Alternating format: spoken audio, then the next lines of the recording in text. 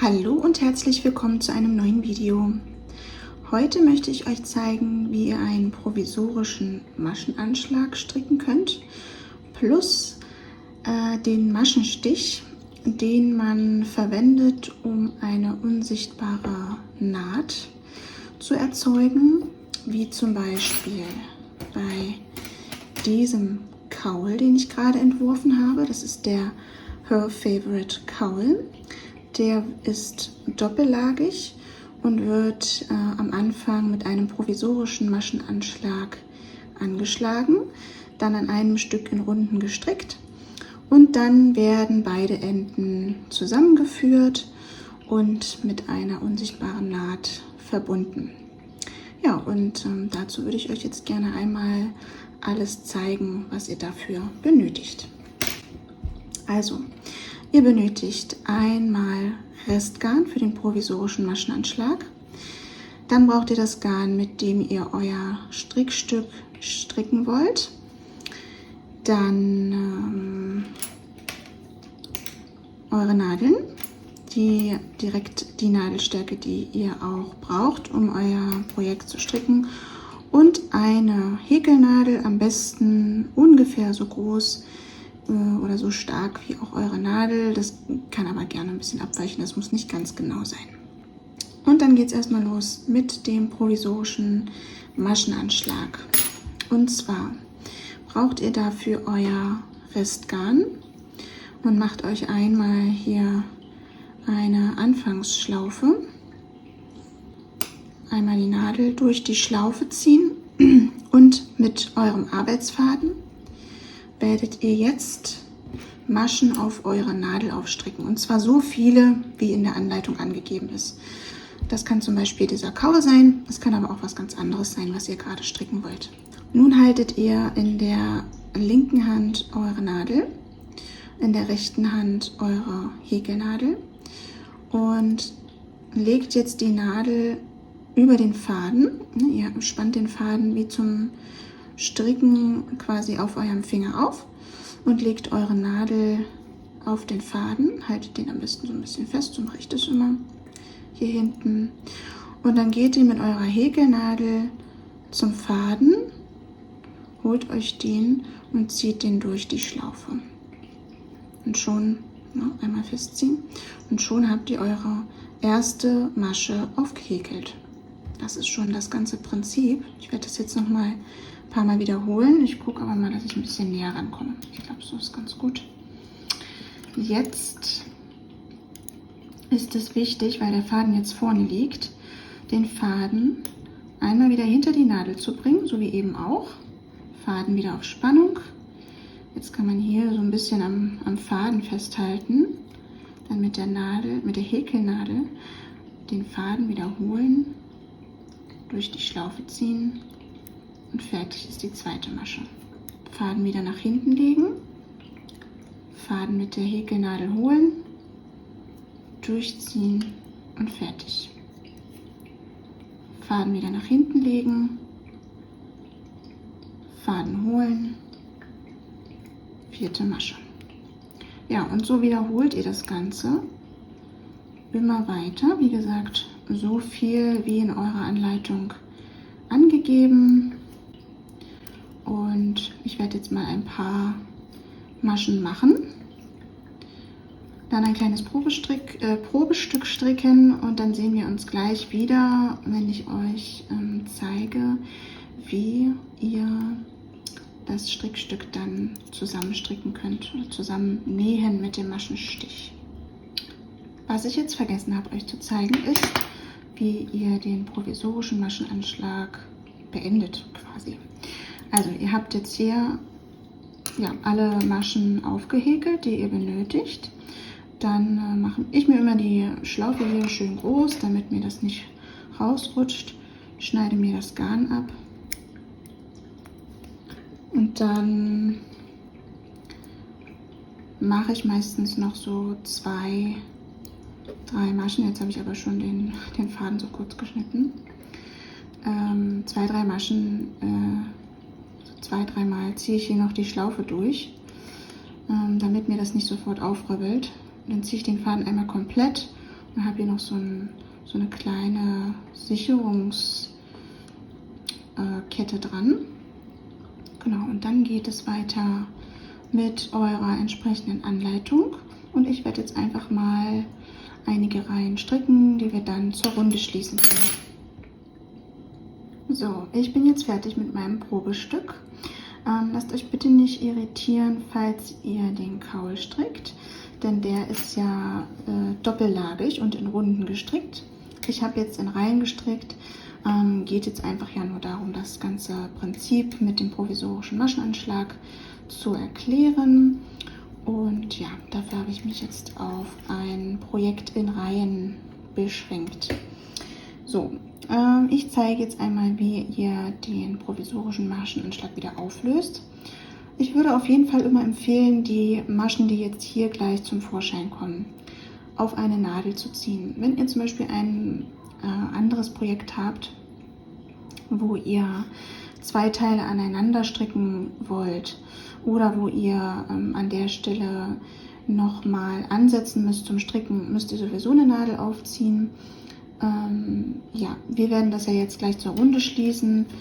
Wer mutig ist, der kann auch darauf verzichten, auf die Nadel. Ich würde es aber auf jeden Fall empfehlen. So, und ich würde sagen, wir starten mal hier und werden wieder den Knoten öffnen.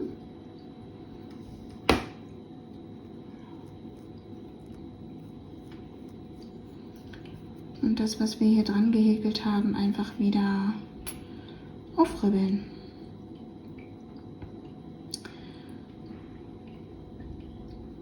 Ich habe jetzt hier auf jeden Fall ein gut funktionierendes Garn. Falsche Nadel. Wer ein sehr rutschiges Garn benutzt, der ja, macht am besten Masche für Masche auf und zieht die Nadel direkt durch. Für mich bietet es sich jetzt an, einfach ein paar Maschen schon mal aufzuziehen und dann die Nadel durchzugeben. Mal ein bisschen drehen. So.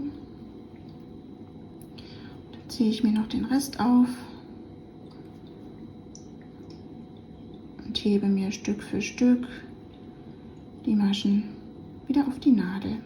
So, hier an der letzten Masche könnt ihr jetzt euer, ups, ja, das war jetzt gut vorgezeigt.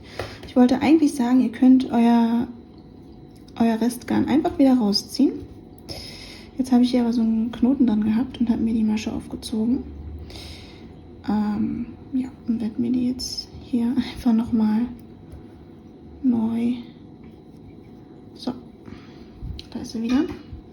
Nun haben wir einmal hier, wo wir den provisorischen Maschenanschlag hatten, eine Nadel mit Seil und hier unten auch eine Nadel mit Seil.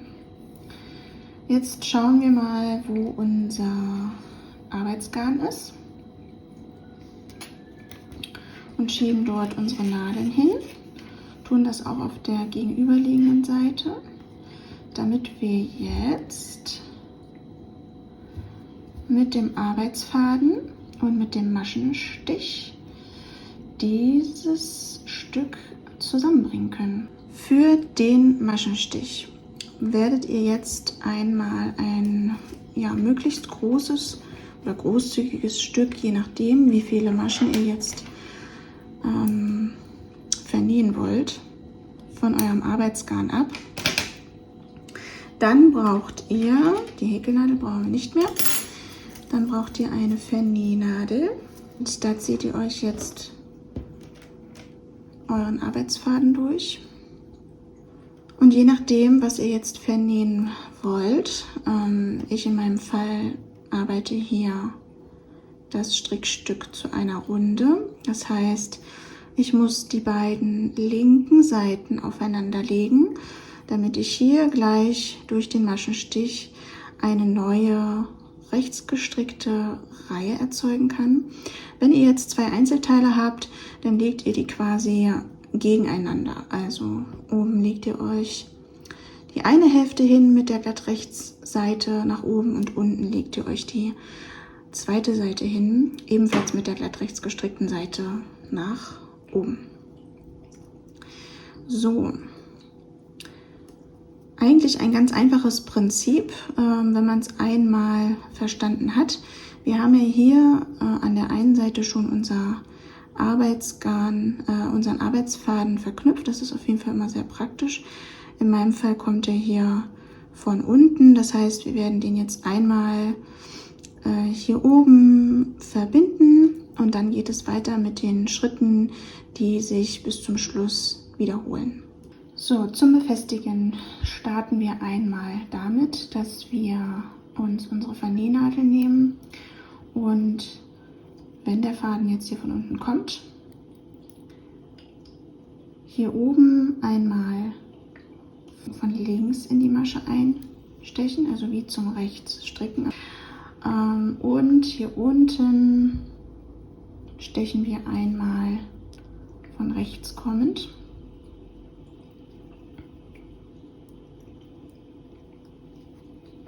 Zack.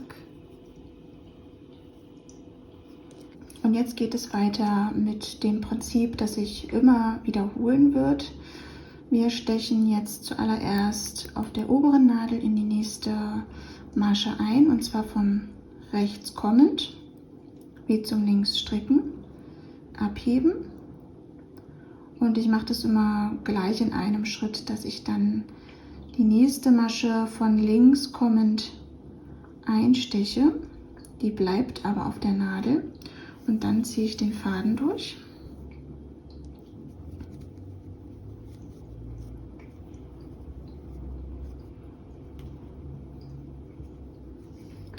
Dann gehen wir zur unteren Nadel, stechen hier wie zum Linksstricken, wie zum Rechtsstricken ein, heben die Nadel ab, heben die Masche ab und stechen direkt wie zum Linksstricken in die nächste Masche ein, die aber auf der Nadel bleibt.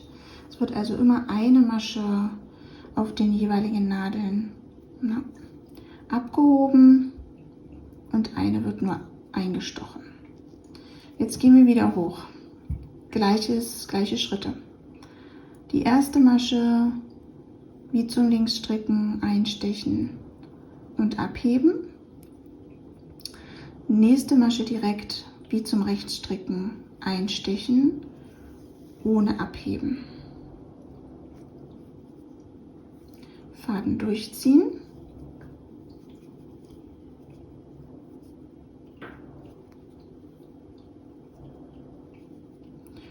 Und die untere Nadel.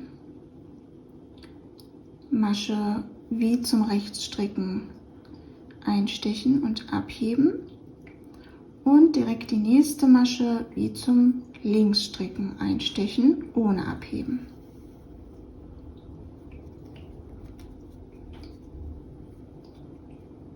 Also im Prinzip 4 Schritte, die sich immer wiederholen, und jetzt kann man auch schon sehen, dass sich hier eine neue Reihe bildet, und zwar ohne zu stricken, sondern nur durch den Maschenstich. Ja, das ist jetzt diese hier. Und ich würde sagen, ich mache noch ein bisschen weiter, damit ihr in den Rhythmus reinkommt. Also oben wie zum Linksstricken einstechen, abholen, abheben und wie zum Rechtsstricken einstechen, ohne abheben. Faden durchziehen.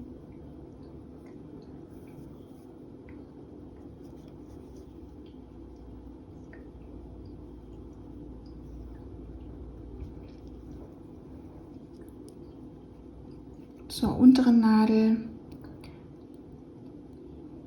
rechts einstechen,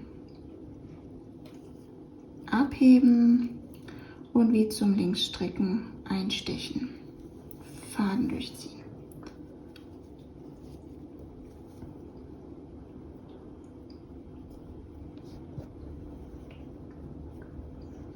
Ein bisschen festziehen. Genau, das ist so ein bisschen, da muss man sich so ein bisschen ausprobieren, dass man eben ja sich an das Maschenbild anpasst und die Maschen eben so festzieht, dass es dann am Ende auch zum Maschenbild passt.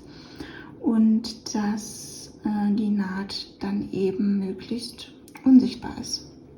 Ich würde sagen, noch ein letztes Mal. Oben wie zum Linksstricken einstechen und abheben, wie zum Rechtsstricken einstechen, ohne abheben. Faden durchziehen.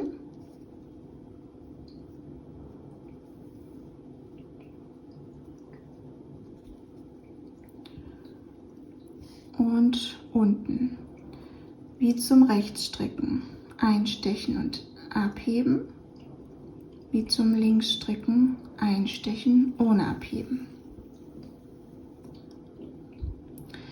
Das macht ihr jetzt so lange, bis ihr eure Reihe oder Runde, wie im Fall des Cowls,